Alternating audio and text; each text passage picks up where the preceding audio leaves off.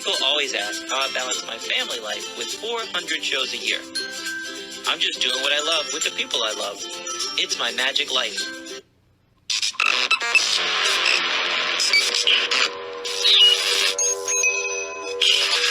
I like Wes Iseli. I like everything about him. All right, guys, we're back. And this week we have an amazing guest. This guy has been on the podcast before. This guy took down Vegas for millions of dollars back in the 80s, but it's past the statute of limitations, so you can talk about it.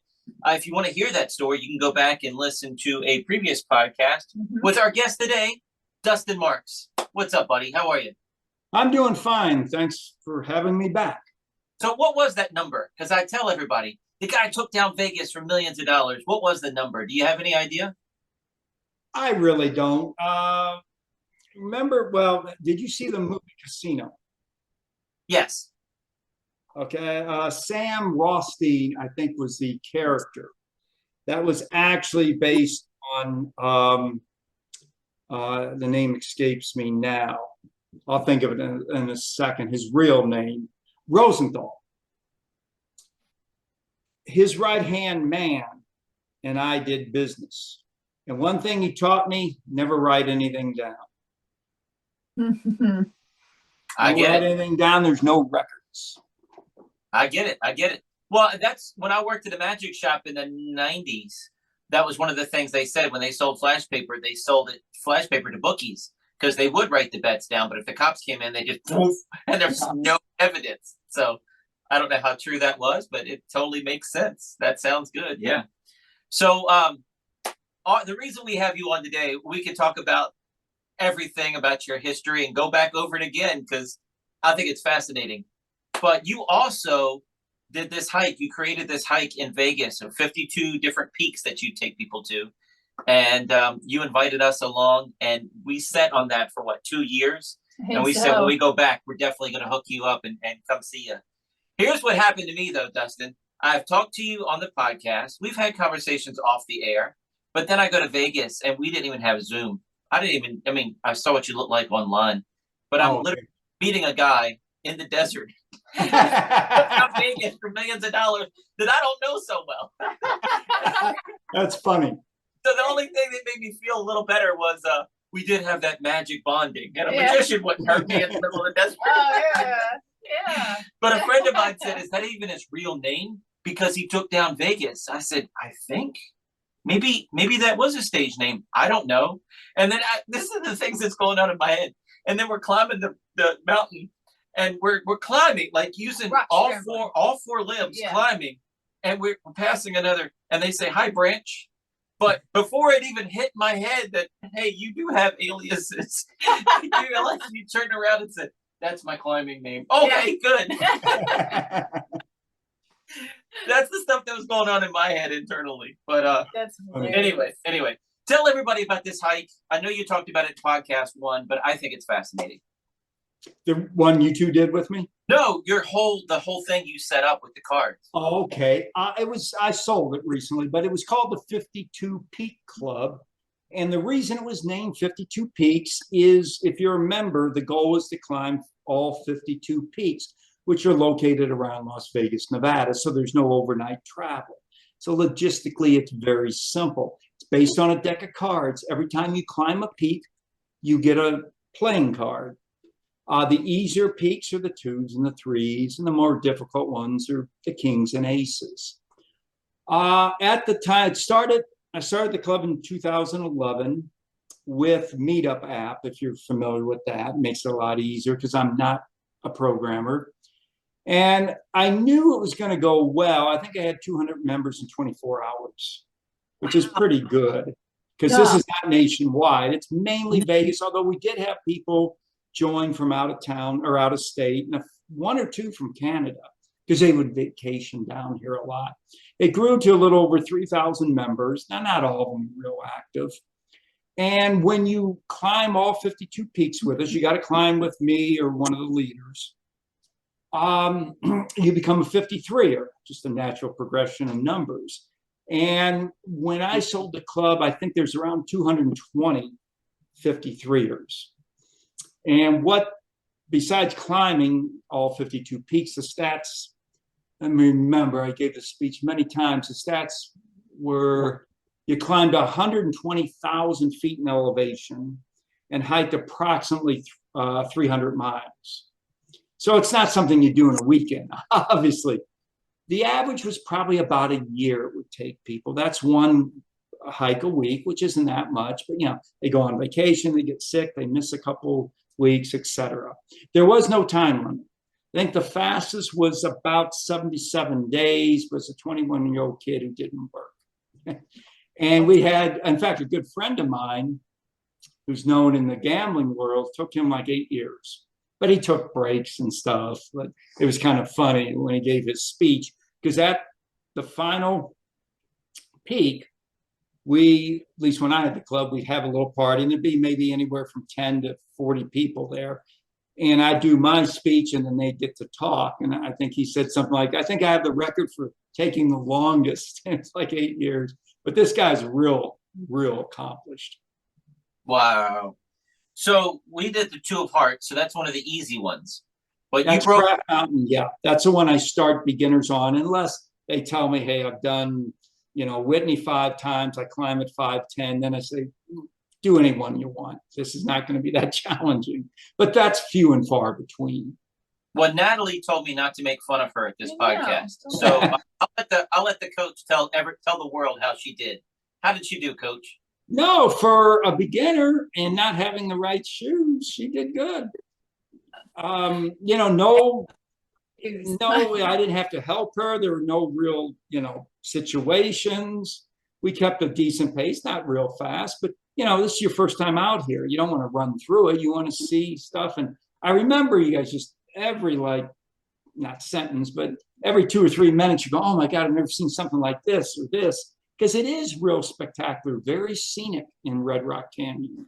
Yeah. Well, and we're in It's much different than the East Coast. We're in the Blue Ridge Mountains. I mean, Yeah. we're in the valley of the Blue Ridge Mountains right now. So that just seeing those mountains and the ridge lines in those mountains. You said that one's called Rainbow Mountain or something. It was just beautiful, amazing. Multi-colors and like a teepee. Yeah. We kept saying it over and over. Wow, beautiful. Wow. Oh, There's yeah. There's no words. Yeah. But how did I do, Coach? How did I do? You're a natural. I could tell. That first climb, boom, you were up. And again, you didn't have the right shoes, but you had no problem.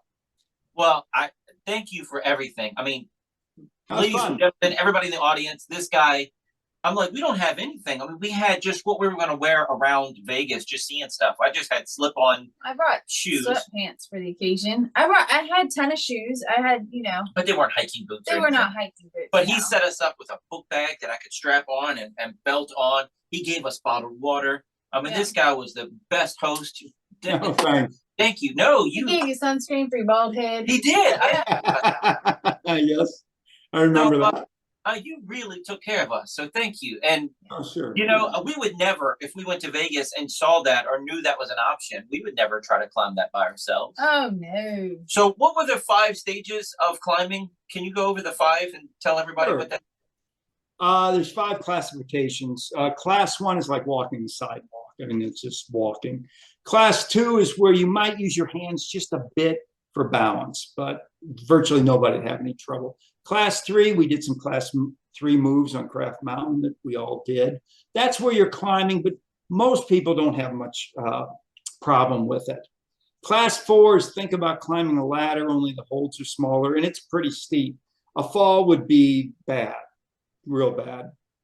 And then class 5 is technical climbing, where they have the ropes and the belays and the climbing shoes, etc. The thing about us doing that for the first time was we didn't know what was ahead of us. Now that I've done that, now that I've done the trail, like I could go out there by myself, and I know I'd be able to handle it if I could find your path, right? Mm-hmm. Whereas when I'm climbing up the mountain, and we just went over a class 3 that took a little bit, and Natalie was getting worried over the class 3, and you talked her through it. You did great, but I'm seeing people come down and they're wearing helmets. And I'm like, oh no, how much more difficult does it get? That just get in your own head that way, because you just helmets, you can wear them, you don't have to. It's just a personal thing. The only Well, nowadays helmets aren't too bad, but in the old days they were really hot, especially when it was hotter out. But yeah, they will protect your head in a fall, as long as it's not too serious. You fall 100 feet, it doesn't matter. You're dead, unfortunately. But yeah, some wear helmets, some don't. Yeah. Now, one thing I want to inform the audience, we actually didn't, except for the very beginning, we didn't follow a trail or path. We were scrambling, and the way you follow that is landmark to landmark that I have memorized in my head. So it's not like a simple trail that, you couldn't get lost on this. You could definitely, people have gotten lost on craft before. Now you saw those pile of rocks, and we talked about those. Those are cairns put up by hikers to let people know they're on the right route. Now, you see, when he said a cairn, just for everybody listening, and I'll find pictures and put it on the Facebook group, it just reminds me of like the little rock piles that they make at the beach where people take pictures of little rock. I don't know what that is symbolic at the beach. Are people just stacking rocks? I have no idea. But for hikers, it tells you where the next trail. Yeah, that was cool. So this guy, I have one person on my podcast that I call a badass, and that is the lady that is a bounty hunter. Oh yeah, you were telling me about her. Yeah. But you are officially a badass because we took this hike 4,700 feet, 4,200 feet. Do you remember what it is? 47 is the summit. 4,700 feet. We get down. Soreness sets in as soon as you drop us off. She is limping we had Mexican for lunch. She's limping to the table. I'm like, oh Lord. And I'm like, I'm starting to feel it. I'm starting to feel it in my legs. And I'm like, hey, where you headed off to? Oh, the gym is right there. You went for a workout after that thing, man. You're badass. That's awesome. And that was it's like anything else. You do it all the time. My muscles are used to it, and I'm much more efficient climbing than you guys because I just know how to do it. Yeah. And you had the right shoes on, and you knew what the heck you were doing. Yeah. And there was no tensing because you knew what the trail was. You knew what was coming up next and what. Oh yeah. He also didn't tell us when the class 3 came up. It's just go ahead, just do this. All you do is this. You hold here. That's a finger hold, and then go here.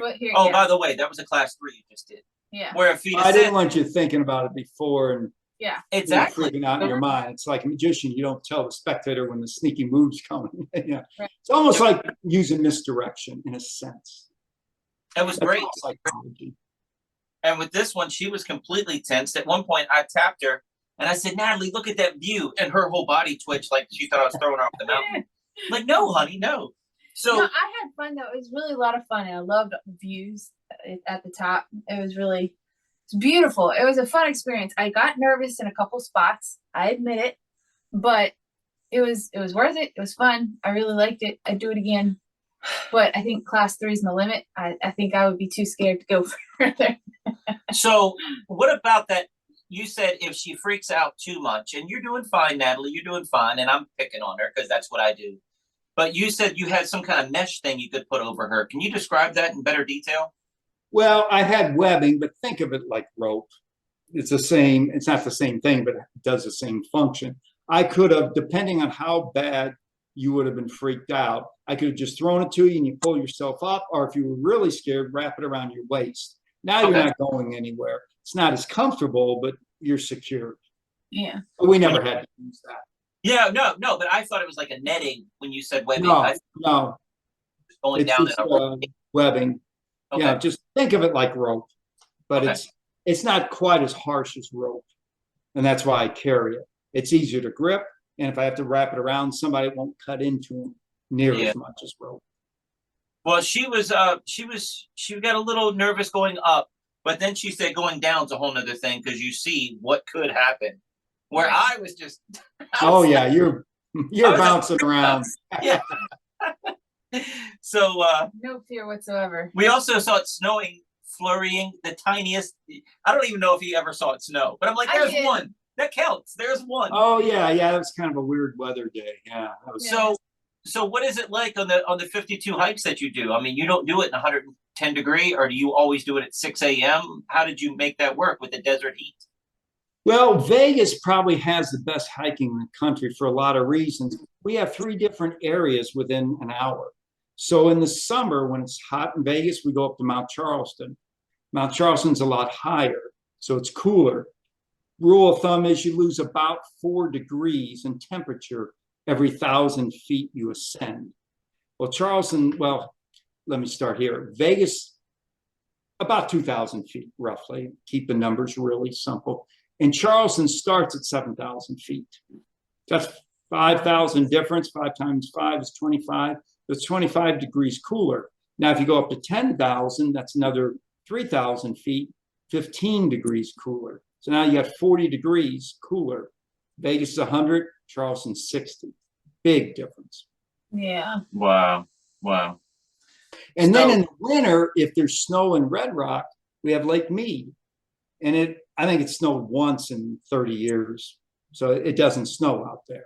So it's much safer. It's a little warmer. That's why you can hike all year round in Las Vegas. 3 very different hiking areas. You saw Red Rock, which is sandstone, very scenic. Charleston is like alpine in a sense, trees and stuff like you'd think regular mountains. And Lake Mead is more desert hiking and washes. And they're all within an hour or less, depending which place you go to. And I don't know any major city in the United States that has that kind of diversity within an hour. Yeah, that's pretty amazing. That's Yeah. wild. So they had a crazy rainstorm or a lot of rain right before we got there. How much? You said it was like more than 10 years. Oh, yeah. In February, I think 2 days it rained almost all day, which I've never seen. I've been here 40 years. So they got a lot of rain. I don't know what the official amount is. I kind of think they underreport it so people don't water their lawns so much in the summer. But it was a ton of rain. It caused a lot of damage. In fact, I talked about Mount Charleston. The road, one of the roads up there washed out. I mean, it was gone. They had to completely repair it. Wow. So, Well, one of the hotels we went to was like flooded in the basement, but I don't know if that had anything to do with rainwater or not. You remember that? You remember that? Oh yeah. And the underneath. In the garage, in the basement, yeah. yeah, that's that happened at the IP. I think it's a Lynx now. But yeah, they had What's the link? always had problems ever since I've been here. And I'm sure longer. I don't know when the IP was built, probably in the 70s. But yeah, the water goes right under it. Been a problem for. Wow. So when I was feeling the rocks out there, because I was imagining a rock would be like just sandpaper. You said it's sandstone, but it felt cold and wet. Is that because of the rain, or do those rocks always feel that way when you're climbing them? Is it right after the storm? Yeah, no, I don't think it rained that recently, maybe 3 or 4 days. But the rocks will hold heat and cold. So back then it wasn't all that warm, so you're feeling the cold in the rock. Cold. Now today it's in the high 70s. If you go out there, the rock wouldn't be hot, but it'd be warm. Okay, all right. That was just surprising to me because I'm like, you're in the desert. I just felt like it'd be like this just dry sandpapery thing, and it was cold and smooth, and it was like, I don't know. So why did you sell the business? When did you sell it, and why did you sell it? Because you love it. You're definitely passionate about it. 2022 is when I sold it to a good friend. I just had enough. Yeah, I'm getting older. Leading those hikes might look easy, but it's not at all. You got people's lives in your hands, and I wanted to really devote the rest of my life to magic. And I had this in the back of my mind for 20, 30 years. When I got older, not that I would stop hiking, but I wouldn't have anything, to do with hiking. I'd just basically hike by myself, etc. And then go full-time into magic, because most magic is much easier on the body than climbing mountains. So are we allowed to talk about anything you have coming up? Are you working on any projects? Oh, yeah. Well, the thing with Elliot Hitchcock and the Magic Bar, it's almost impossible to describe because this thing looks like unbelievable. But think of a stage show shrunk down to blackjack table, basically. And it is a blackjack table, which is great for me because I'm very familiar with it. But it has lights, it has lasers, it has fog machines, it has all kind of music, it has a big overhead screen. So this is really something that nobody's ever seen. And all the effects are kind of standard effects, but just on steroids. All the props and stuff and the soundtrack and the videos, because Hitch wants to do something that's never been done before and would be very hard to duplicate it. So it's really going to be something. And you are the star of the show. He's got you. Yeah, I'm the main guy for sure. In fact, I'm over there at 6 o'clock tonight again. I was just over there yesterday. We like to work out everything, and the procedural things I like to have down cold. Just like filling out a piece of paper. I want to know exactly how to do it so I don't waste a second of time, because that's not real, interesting to the spectator. So I want everything to be smooth. That comes from my background from taking off the casinos or climbing mountains. When somebody got in trouble, I could get them that webbing in seconds. I wasn't going to, have to take my time, where seconds could be the difference between life and death. So everything was just, down to a science. So do you have a hotel in mind? Is it set up in a hotel, or is it in his No, not yet. It's still in his home. We're working on, he's mainly working on different venues because he's the director and the producer. Does it have your story in it, or is it just a show? It's funny. We went to lunch yesterday, and I didn't eat, and he was there, and we started talking about gambling in my past, and I told him some of my stories, and when I consult, I start with this one story, and he loved it. And I think something went off in his head, light bulb, and he said, we could do both. And I said, yeah, because the gambling part, I can talk about that all day and do the moves. It's just second nature to me. The magic bar, we're doing stuff that most of it I've never done before. I've heard of the tricks, but so I have to practice them. So in my mind, if you could offer both, that would really be good. And since this is Vegas, a lot of the people are going to be interested in gambling.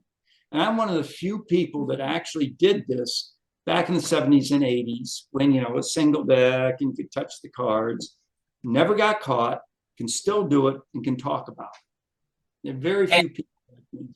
And how many magicians around the world say the line, I'm not allowed to go into a casino because, da, da, da, da, da. And you are the only one that I know personally.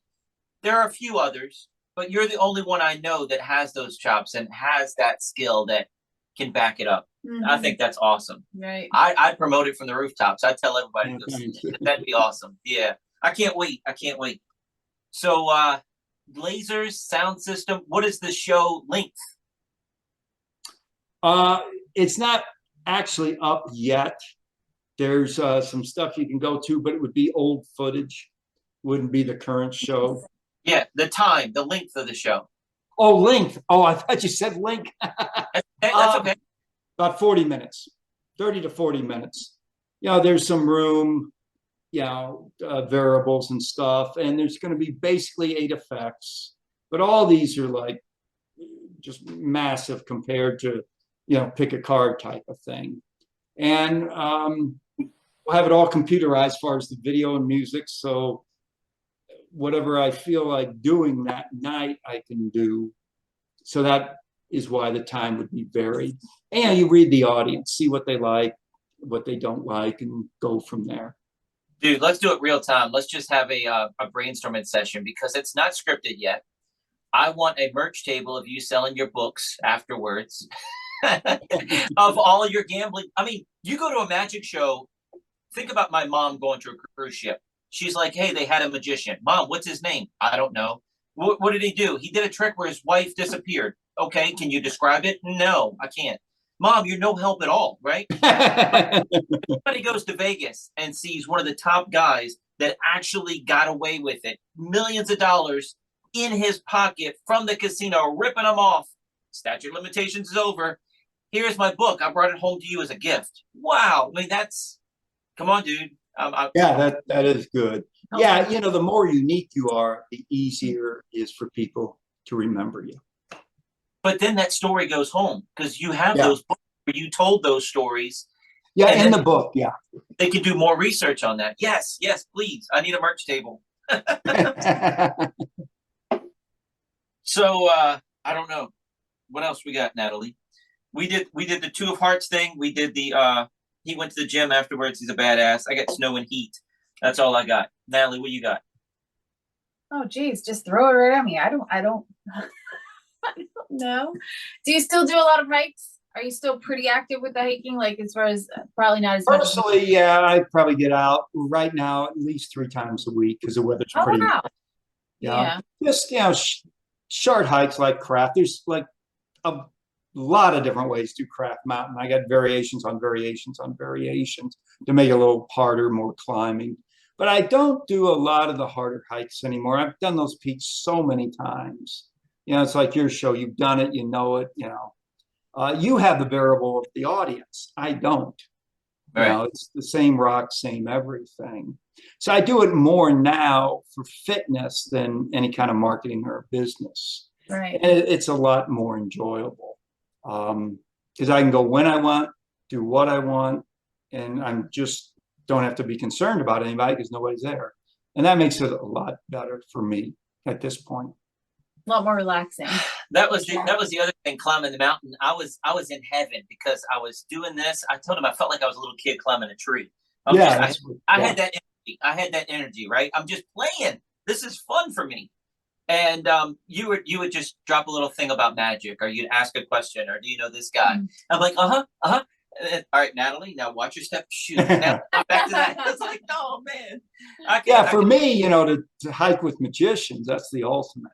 As we can talk magic, which is my passion now, and get some exercise. So, yeah, anybody who's hearing this is a magician coming into Vegas and in decent shape and want to hike, look me up. I guess that's the hard part, is getting magicians in decent shape to start with, right? Yeah, unfortunately, a lot of them are not in real good shape.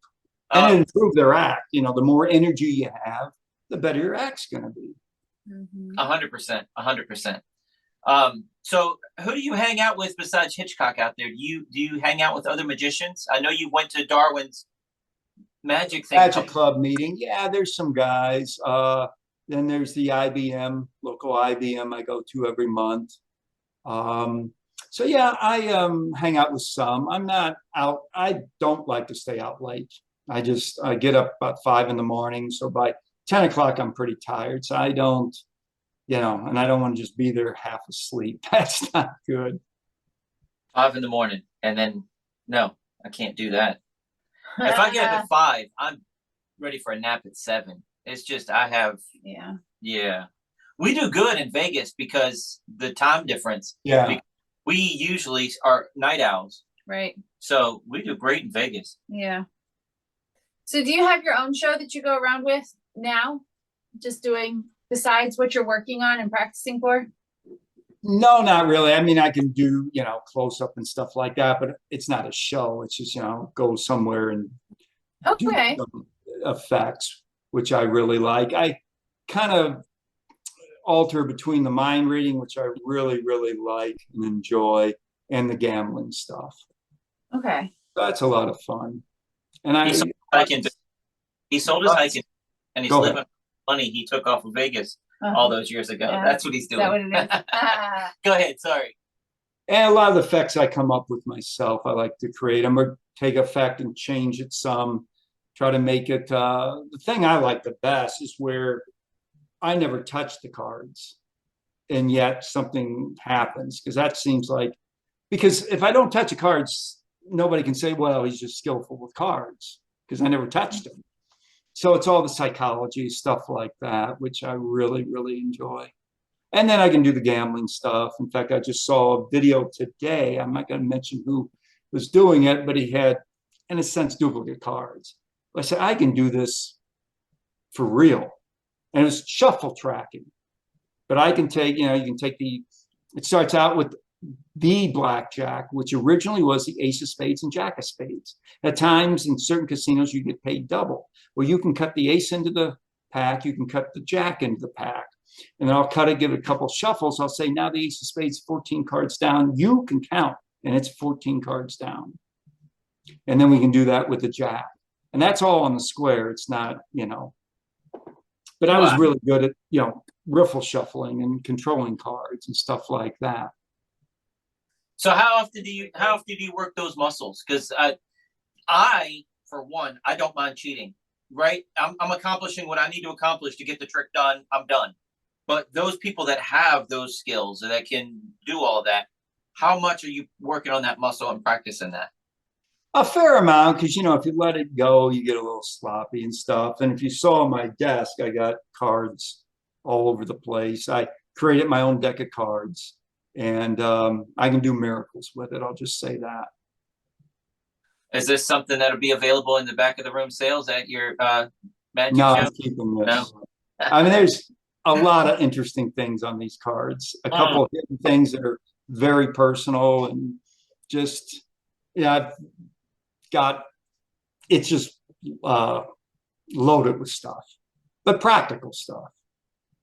So do you ever lecture to magicians? Do you ever do A little bit, yeah. In fact, I think it was before it was Magic Live. I think it's called the Desert Seminar. Mhm. I think it's 2001, because I actually made little, say, a flyer. It wasn't exactly a flyer. It handed it out, and it had the glossary of terms, cheating terms, so they could read that, take it home, and etc. So I did that, and that went over really well. And I can't remember who the guy was, a promoter, but he really liked it. And it's going to be a big thing, and I'm pretty sure he died the next year, unfortunately. But a funny story, or interesting story, Daryl was there. And Daryl really liked it. And then we met at the Magic Castle, and we talked, and and he said, "You have a phone number?" This way before cell phones. So I wrote it down, da da da da, and he took it. And then he moved to Vegas. We became pretty good friends. In fact, we hiked. And then one day, like years later, he goes, "I want to show you something." He opens up his wallet, and there's that phone number I wrote to him like 10 years ago. That was pretty cool. Wow. How was Daryl as a hiker? Yeah, he was good. I mean, we were both about the same age, I think. And, yeah, he liked it. Yeah, he was always very upbeat, really good guy. Yeah. Daryl's great.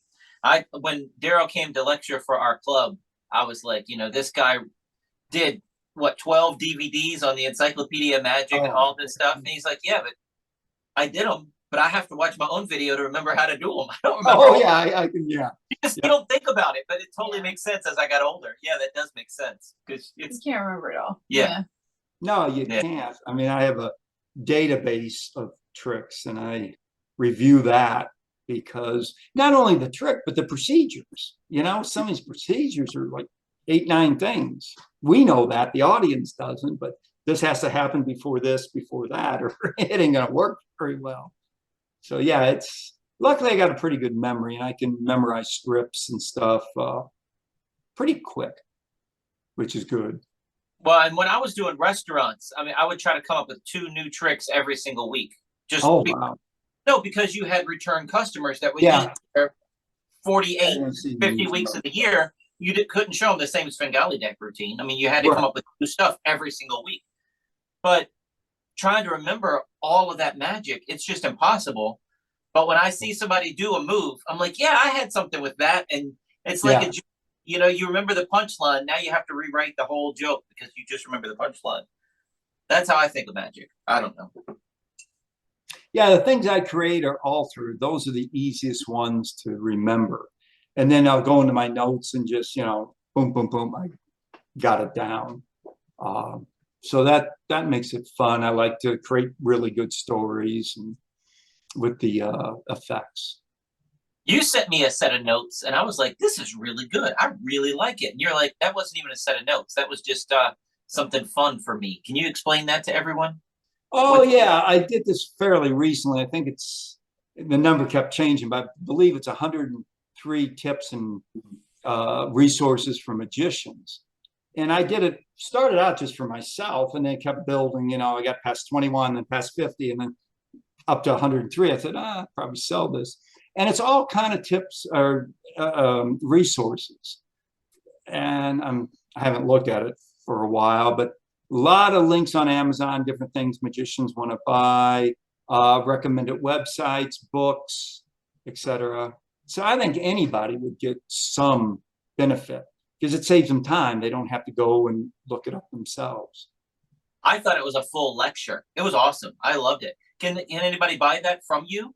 Can they? Oh yeah, they can go to my website and get it. I think it's just $5. It's real inexpensive. And the website is dustinmarks.com. And I'm not sure what page. Let me do this. I can I'm find gonna be- the Facebook group. I recommend it highly for $5. Heck yeah. Or your Yeah, other, while you're looking. Oh that yeah, up, okay. I'm Are you- looking. When you go to the website, again, it's dustinmarks.com. And it's ebook for magicians up at the top. And then it says 103 tips and resources for magician, magic principles, utilities, mentors, books, Facebook groups, YouTube channels, everyday props on Amazon, productivity tips. So it really has a lot of stuff. I'm going to move this over in front of the camera. Okay. But So that's what where you get it. What about your other books that you've written about gambling and your story and things? Is that also on your website, or do you go to Barnes and Yeah, Noble? yeah. The original book was written in 94, then the follow-up book in 97, and then I believe it's 2016, we combined it into one book, published by Huntington Publishing, but it is on my website. You can buy it from me if you want. And that's all the moves I did in the old days, plus the stories, and this is the real stuff. This isn't, Hollywood. This is how it was really done and how I did it. So if Natalie buys me one, I can get it autographed, right? Yeah, sure. Talk to you. I should have talked to you in Vegas and just picked one up there while I was there. Right? Oh man, we were stuffing. We got so many souvenirs and so much stuff. We Oh, were yeah. stuffing luggage on the way home. It was awful. Another book would have been over the And by top. the way, the book is called Cheating at Blackjack. Cheating at blackjack. Nice. The author's myself, Dustin Marks. I'm writing that down right now. However, since this is the video age, you can download the DVD, which I think is way better. This was a 4-camera shoot way back in 2000, and it goes about an hour long. It has all kind of moves. It was at a blackjack table. We had actors, director. It looks very real. And if you don't know what I look like in the beginning, I'm in disguise. So you don't know if I'm the dealer, I'm one of the players. And every scenario is you look, watch what's going on, but you don't know what's going on. See if you can catch it. Then I come on the screen, tell you what I did, and then I show you what I did. Anything from stacking the deck, mucking, to whole card. I mean, there's like, I think 25 to 30 different moves. Now, some of the moves magicians could do and use in their show if they wanted to.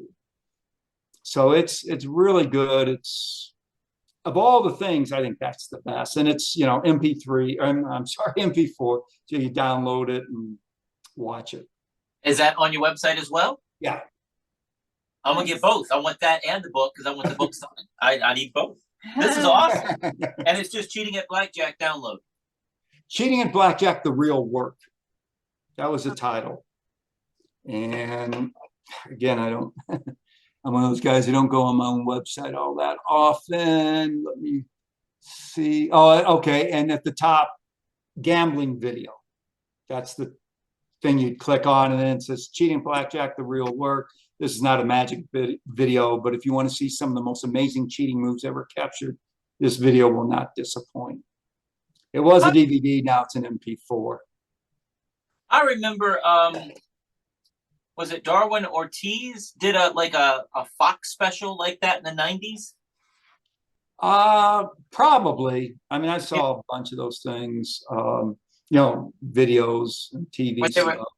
chipmunking and things, Yeah, we have some of that on there, on the video. It's called pressing and pinching, stuff like that. And we have the real moves, mainly the real moves on that video. When I was on TV, I would do more of the flashy moves because it's better for video. But I would have never done any of those moves under fire, But this has the real moves that were done. If the 17-year-old me watching that video thinking it would be rich, but I do not want to get shot. I do not want to get killed. I do not want my elbows broken. Do you God. think you could do Oh, that? that would hurt. Do you think Pardon? you could do Do you think you could do what you did then now with all of the No, cameras and everything that they have more of now? No. no, not those moves. It's all, computers, electronics, et cetera, Yeah. which in one sense takes no skill, which means a lot of these teams get caught because they've never been in a casino before. So they stick out like a sore thumb. They're doing stuff. You go, what's this guy doing? Something's wrong here. It's all about tells. When we played, especially when I was a dealer, every boss guaranteed just thought I was just a normal dealer, 8 hours and go home. Back then, in the break room, they would have decks of cards. I never touched a deck of cards, ever, not once. Because once I touch them and show some skill, they'll fire you immediately. Because they were suspect. And they'd fire anybody, not just me. But that's why I never picked up a deck of cards. I never acted like I knew much about the game of blackjack. And then the players that came in, they were all, for the most part, low key and stuff. Just looked like they were gambling and getting lucky. Did I tell you the Uncle Beamer story? I don't think so. Down from a new deck. I don't think so. This is a good one. I'm proud of this one. So I would normally deal swing shift, and the bosses would have to open up some of the games because day shift is kind of dead. Then you get to swing shift, more players, so you want to open up the games. So a lot of times, is that 3 p.m. to 9 p.m.?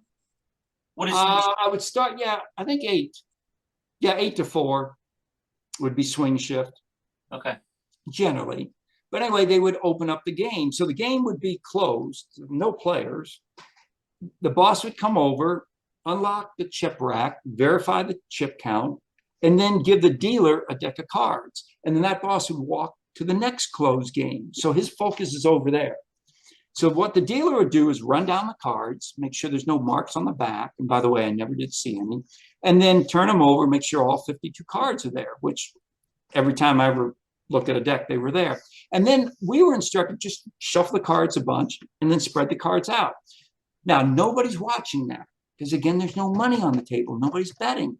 So what I would do when I would shuffle that, it's a pretty difficult riffle shuffle, but I would shuffle a double down hand, get it all stacked up, and then spread the cards face up, and nobody would know there's a stack there. Then we called this one player Uncle Beamer. He's about 60 years old. He'd walk into the casino, walk up to my game, never sit down. And he would grab a wad of $100 bills this thick and count out, say, 1,000, whatever the table limit was. So 10 $100 bills. Money plays back then. You didn't want any chips. I would call the boss money plays. So now I'd shuffle the deck, keeping that stack, mark where he would cut, and I could teach anybody with good eyesight in 60 seconds. He'd make a cut. The cut was legit. Burn the top card and deal him his 2 cards. He would look at his 2 cards and kind of go, it'd be a 5 and a 6, 11. Like he didn't want to double down, but he knew he should, all an act. So he'd take out another 10 $100 bills. So he's got $2,000 bet. I'd give him his double down card. He'd pick it up and throw it face up on the table. It was a 4. So he had a total of 15 with $2,000 cash bet. I had a 10 up. I turned over my whole card. It was a 4. I hit it with a 10. I busted. So he would win that 2,000. Now, if the bosses were looking to play, what dealer would ever stack his agent a 15? Makes no sense. And in blackjack, the dealer busts about 28% of the time. So it's not suspicious. That's a one-time play. And what was really funny one time, he only did this a few times, but after the play, one of the bosses came up to me. He goes, you know who that was? And I'm waiting because I know it's going to be something goofy. He goes, that guy, one of the best poker players in Vegas. Uncle Beamer never played a lick of poker in his life. So, oh, wow. It was the show. They bought it hook, line, and sinker. Guy came in, took a shot, got lucky. And that's exactly how we scripted it. And it worked. All right, so I want to know how you beat the cut. Are you able to explain that on an audio podcast? How do you beat a cut? It's actually pretty simple. I'm keeping the stack, and it's not a big stack, probably 6, 7 cards, I forget. That's pretty easy to do. In fact, I think it was a double down deck, 2 decks. And then my final shuffle, I'm going to bury it down about 15 cards because you can't cut just 3 or 4 cards. It has to be at least like 10 cards. So it's buried about 15 cards down. The top card of that stack is side jogged, not in jogged, but side jogged, just a bit, where when you come in with a plastic cut card at an angle, it'll hit it every time. So boom, the cut card goes in. I do the cut because the cut's legit now. And then we go to town. That move definitely is in the book and on the DVD. So your partner knows where to cut because he's looking. Oh, yeah. Yeah. I mean, it's that card out, tiniest little minute bit. I get it. Yeah. I totally get it. Yeah. But it's obvious once you know what you're looking for, and he knows it's going to be near the top of the deck. So it's not that hard. No, you just boom, worked every time. And once the cut card's in, it covers it. In fact, I go into all kind of nuances to make it harder to see. But yeah, that's how we beat the cut. And it's funny because the casinos used to let players hand cut, and players could, palm off the top card and go to work. So now they introduced the cut card, which actually made it easier to show the player where to cut. So it's like a cat and mouse game, which is interesting. And that's just the way life is. I think your Uncle Bimo story needs to be in your show. That's awesome. Because you beat him with a 15. Yeah. Or he beat me. He beat the casino. He won the casino. He beat the casino with the 15. Yeah, if he got a 21, it might be obvious, but I would always think, how could I make this where it just would fly past the bosses in the casino? Well, double down, because it would child's play for me to stack a blackjack from a new deck. I could do that in my sleep, but that would be suspicious. And actually a double down stronger because he gets twice the money. So that's as strong as you can get on a single play, and just looks like he got lucky. So yeah, that was a really called a double down from a new deck. That was really a good move. Wow. Now, when you went back and split the money with the boys later on, did you guys talk about this? Like, I did it with a 15 and this is what we did? Well, they knew we would practice it. So they knew exactly what was going to happen. Nothing was by chance. It was all, Now, if you'd come in and just play against me, of course, I would stack you some hands and stuff. You wouldn't know exactly what you're going to get because it would depend on the cards on the table. I wouldn't tell you, but if you got a 20, you're not going to hit. You're just going to tuck. If I gave you a blackjack, of course, you're going to just turn them face up, get the money. Yeah. So it was, you knew what I was doing, but it wasn't scripted completely because it would depend on the cards. Now, boy, once you, I don't know enough about blackjack, but once you have your guy there and you've already stacked your deck, if another person set on the left, would that mess everything up, or he always went to the left? No, it's based on the number of bets, not players. Because as a player, you could play 2 hands. So instead of 3 bets, there's 4 bets. We'd throw it off. So what we would do, if we could get a heads up, just you and I play, we'd destroy the game. That would be perfect. In fact, go into real advanced stuff. But let's say you're my agent, you're first base, first one to receive cards, and there's 4 total players and 4 bets. Okay, so everything stays the same. Now a player right before I deal comes to the game. Now he's going to make a bet and it's going to screw things up. Well, you would say, hey, sir, could you let me play this first round without you playing? Because I feel, BS him. I feel lucky, I don't want you throwing the cards off, which is actually what you don't want, but you sound like a sucker. And of course, you'd get the winning hand, the blackjack or whatever I stacked you. So interesting. But once you stack, do you throw them underneath so you still have the other cards, or do you shuffle every time? Because if you're using 2 decks, don't you take them off the top and you only shuffle like every 15 times? We don't play blackjack. I can't do math. Well, let's just keep it a single deck to keep it simple. Back then, this is another thing that's really good. I had a leeway when I could shuffle. I couldn't deal with you one hand and shuffle. They'd yell at me, the bosses. And I couldn't run out of cards. But if we're playing just you and I, we can take the deck pretty deep before I shuffle. And then, I'm looking, as I turn over the cards, I'm looking for combinations. And this is explained in the book and the video. And back when I was really doing this, I could look in half a second, know what you're going to get and what I'm going to get. So you could win with a 13 if I knew I was going to bust. And that's super strong. Or you could win with an 18 if I knew I was going to get a 17. So, I mean, I took this to all kind of different levels and stuff. And I could just, without thinking, almost know what you're going to get and what I'm going to get. And then we take it 2 or 3 rounds deep. It was just you and I. So it's actually like a mini cooler I was creating. And you could just double up till you're at the max bet and just looking like you're doubling up and, you're a sucker, you're going to lose. Well, no, of course you don't lose.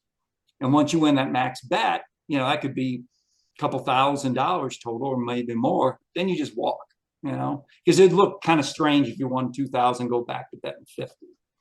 Right. There's all kind of things I talk about in the book, how you come in early, play against a couple other dealers so it doesn't look like you always want to play against me. And then after I leave, I get tapped out to go on break. You stay there and you play a little bit against the new dealer. So there's no pattern developing where you're only playing against me. And if you win against another dealer, you start telling everybody. So now the boss is going to think, oh, Wes beat Tony, the dealer. So it's all that kind of psychology we used.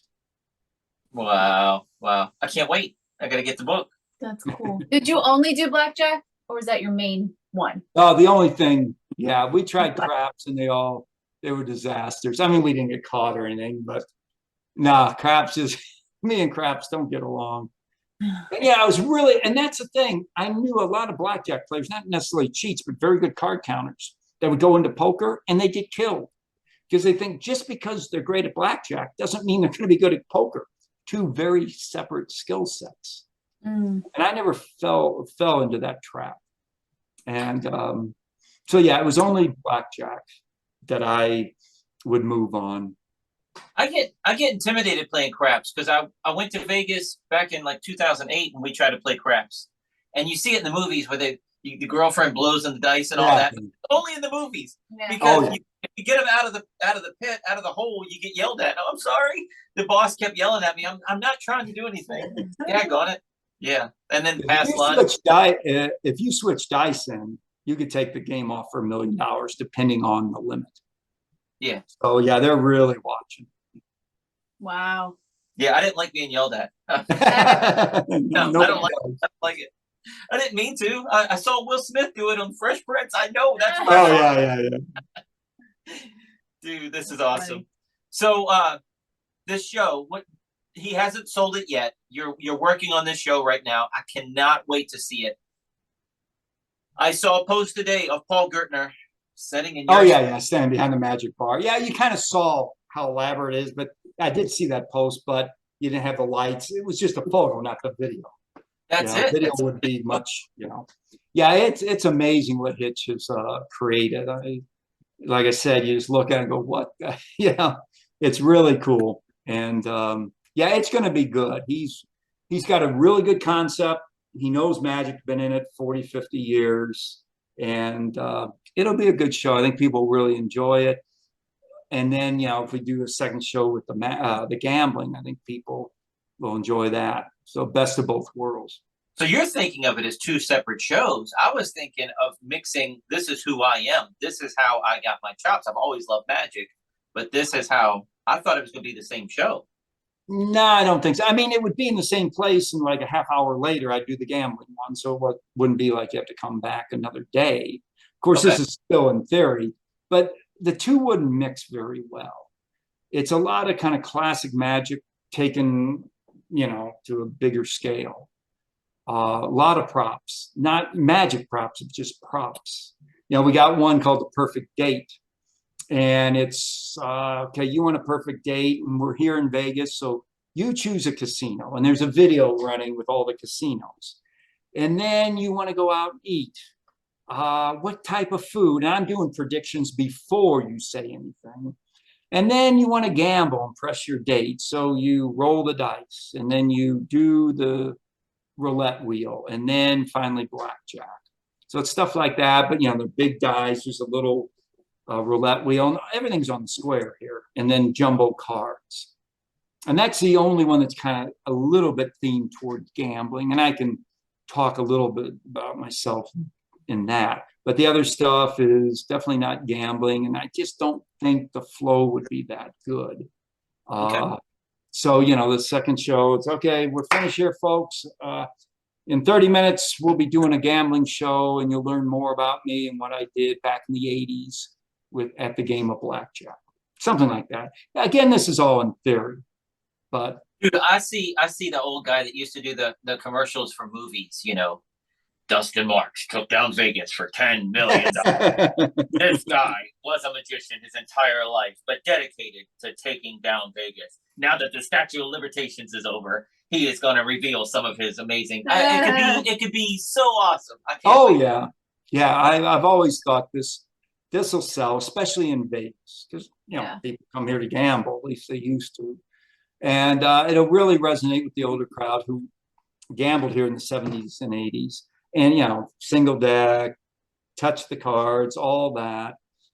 Very different than today. And I think they would like that and tell the stories, you know, not only about myself, but Binion, Spilatro, all that stuff, the mob, you know, take them back to when they were younger.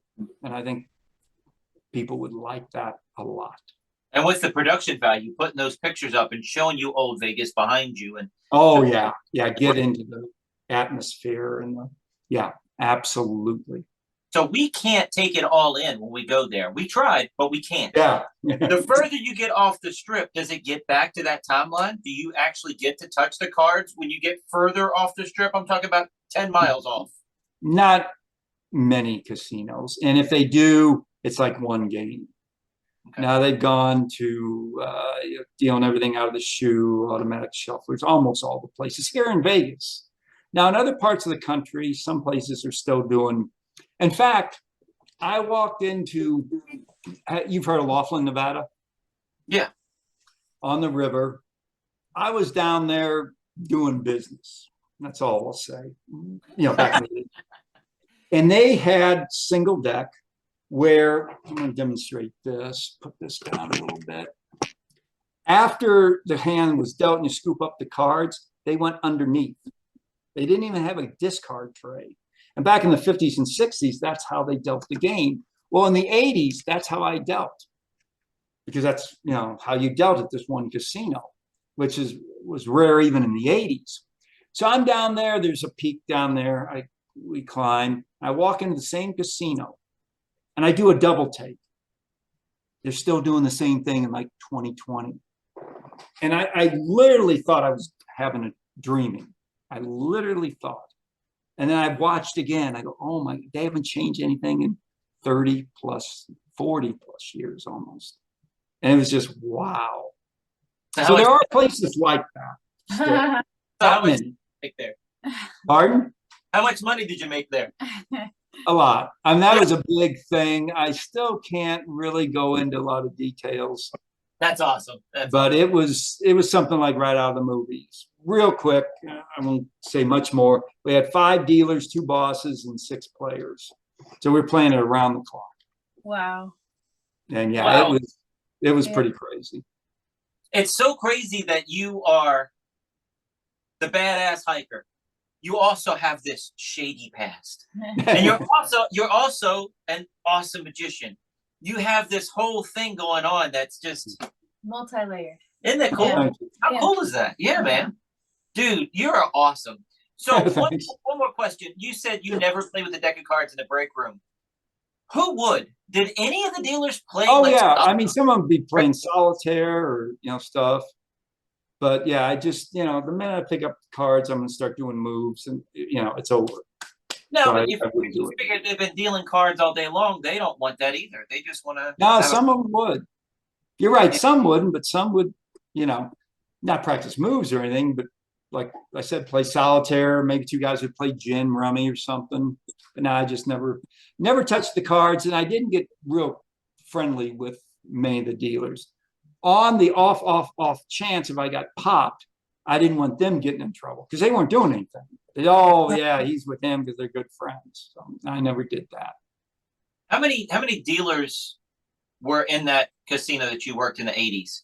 I mean, it seems like it's countless when you're walking through a casino. I can't imagine shifts and days off. And Oh yeah, it depends on the size of the casino. I'd say a small casino, probably 30, big casino over 100. Back then, gambling was much more prominent back in the 70s and 80s. Now, in fact, we just walked in to see a great show at the 1923 Prohibition Bar. Walked through Mandalay Bay on a Saturday night. Yeah, 9 p.m., 8:30ish, prime time. Hardly any of the games were even open. In the old days, it'd be so packed you couldn't get a seat. It's changed so much. is it because there's a million places to do it? Was there that many locations to gamble back then? No, yeah, I still got a book somewhere. It had every casino in Nevada, and it was like, that thin. And yeah, there are more casinos, but the casinos are trying to, first of all, make money everywhere, not just at the gambling tables. But if you can charge, $500 going to nightclub, casino can't lose. Absolutely can't lose. At the tables, they could lose. $11 for a bottle of water at the links. Oh, yeah. Yeah. Yeah, I mean, this town used to be so affordable and no traffic. And I'm fortunate and grateful I lived here when it was good, really good. Now it's changed a lot. When I left, I went to the Magic convention, the SAM convention in 22. And when I left, I said, Natalie, I love this town. I have so many friends here. There's so much magic. I have a lot of friends here. I love this town. And she's like, honey, you don't know those people. They're friends, but I don't understand. After she left this time, I think you had that feeling. Yeah, it was a lot of fun. We have friends in Vegas. Yeah. It is so much to do. It's so much fun.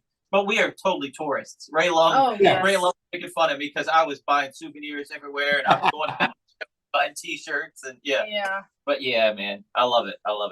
Thank you for everything. Thank you for your time. Oh, well, thank you. DustinMarks.com. As soon as you get your show sold with Elliot Hitchcock, we're going to have you and Elliot on. And we're great. Yeah. Promote the hell out of it because I want it to be a success. And we're going to get tickets for the front row. How many seats do you think? What is he thinking? How intimate is this going to be? 50 people, maybe total. That's That'll be perfect. good. That's perfect. Yeah. Dude, I can't wait. As soon as you get word, please let me know. I will. Thank you. I'll bump somebody else or record an extra episode that week just to get it out, just to start promoting the heck out of it. Yeah. So you're the best, man. Dustin Marks, everybody. DustinMarks.com. Get that ebook for magicians. It's only $5. I can't recommend it highly enough. I've been in this business for over 30 years, and I'm like, dude, this is all right. I thought it was just like a tag along to a lecture, and he's like, no, it was meant for me, but I thought other people could use it. Yeah, $5. Pick that up. But the Cheating at Blackjack download, I'm buying that. The book. Dustin, you're the best. Thank you so much. I appreciate it. Thank you. Good seeing both of you. Only thing left we have to say is see you next week. Check us out online at wesisley.com and patreon.com/Wes_Isley for behind-the-scenes videos, blooper videos, never-before-seen footage, discounts on merchandise, magic trick tutorials, and more. That's Wes Iseli, spelled Wesiseli.